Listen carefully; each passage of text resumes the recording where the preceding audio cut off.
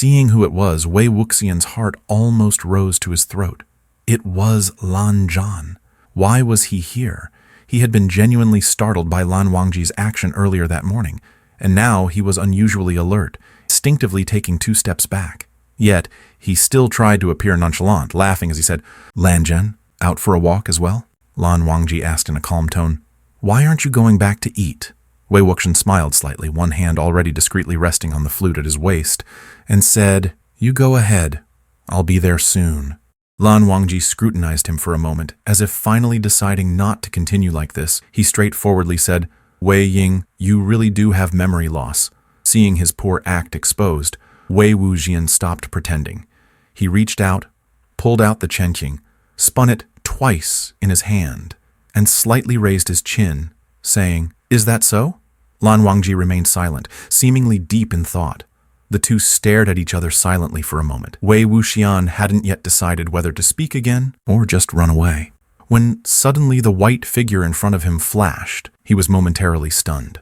Just as he came back to his senses, the hand holding the flute was grabbed. Wei Wuxian thought incredulously, when did Lan Zhan get so fast? He paused for a moment and then struggled fiercely, using all his limbs, yelling harshly, "Let me go!" Lan Wangji held tight, and Wei Wuxian thought there was no way he would loosen his grip. But unexpectedly, as soon as he said that, Lan Wangji immediately released him.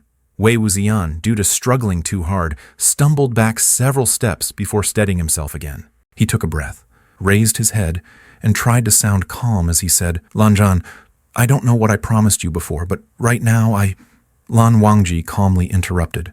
"Wei Ying, you have memory loss." Wei Wuxian sneered. "Yes, so what? What could possibly happen between us?" Lan Wangji shook his head and pointed to a patch of water not far away, saying, "Go take a look." Though somewhat reluctant, Wei Wuxian's instinct told him not to disobey Lan Wangji, so he walked over to look, saying as he did, "What do you want me to see? Isn't it just—" His voice suddenly cut off. He belatedly noticed that the reflection on the water was not how he should look.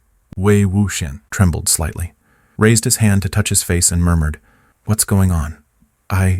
Only then did he realize his own voice had changed too, but he hadn't noticed earlier because of his intense irritation. Wei Ying. Lan Wangji stepped beside him slowly and concisely, told him about the memories he had forgotten. It had been over a decade. Hearing this, Wei Wuxian was completely stunned. At the end, Lan Wangji looked into Wei Wuxian's eyes seriously and said, "Wei Ying, we are now Dao companions." "So," he hesitated a bit, his gaze briefly shifting shyly, "that's why that morning's incident happened." Wei Wuxian felt like a lonely tree in the wilderness, struck dead center by a sudden thunderbolt from the sky. He felt the need to be alone in silence. Lan Wangji didn't stop him and was considerate enough to say that as long as he stayed within the territory of cloud recesses, he could go wherever he liked. The unspoken meaning was clear. Wanting to leave? No way. He sat by a pond, dazed, bored to death, skipping stones. When he reached the 23rd skip, footsteps came steadily closer beside him. He turned his tired head to see 2 young men dressed in Lan family clothes approaching. As soon as they came close, they bowed and said, "Senior Wei?" Wei Wuxian replied lazily, all right, good kids.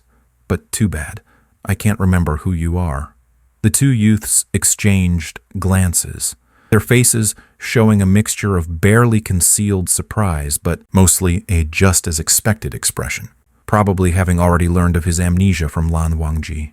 A young boy said, "I am Lan Jingyi. Senior always called me Jingyi."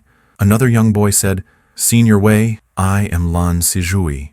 After greeting each other, the 2 boys sat down beside Wei Wuxian. Wei Wuxian raised an eyebrow, realizing that before he lost his memory, he should have had a good relationship with these 2 boys.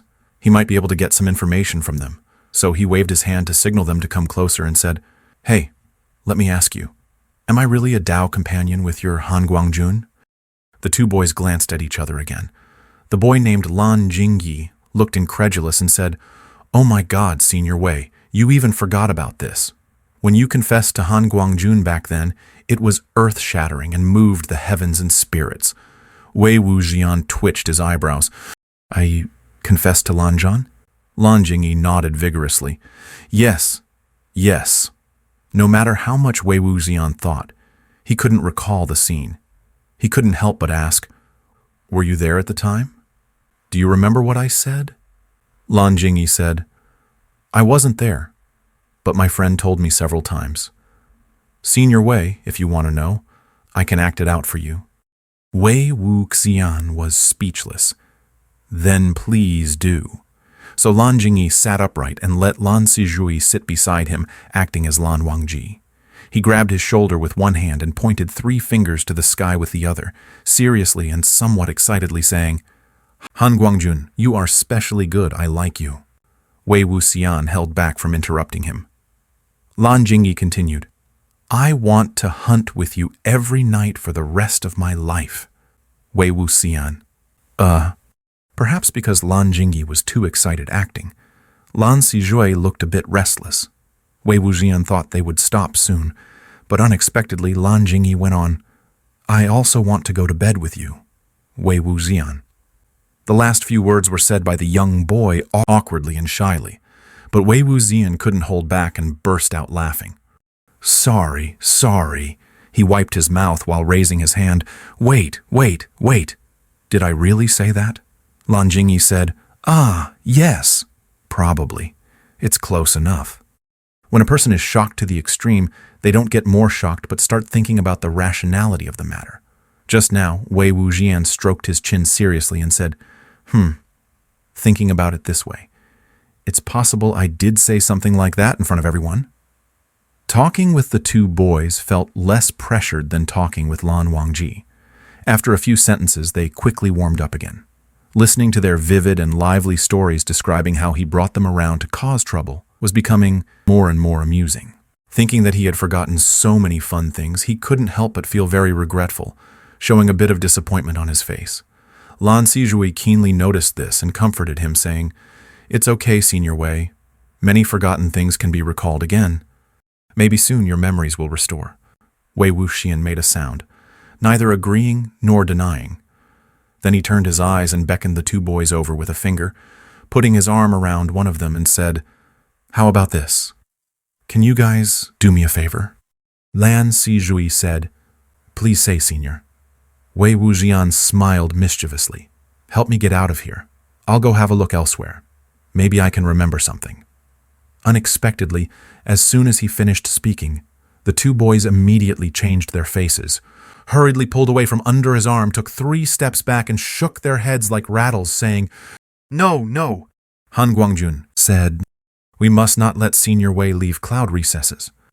Wei Wuxian clicked his tongue in his heart and angrily thought, "This Lan Zhan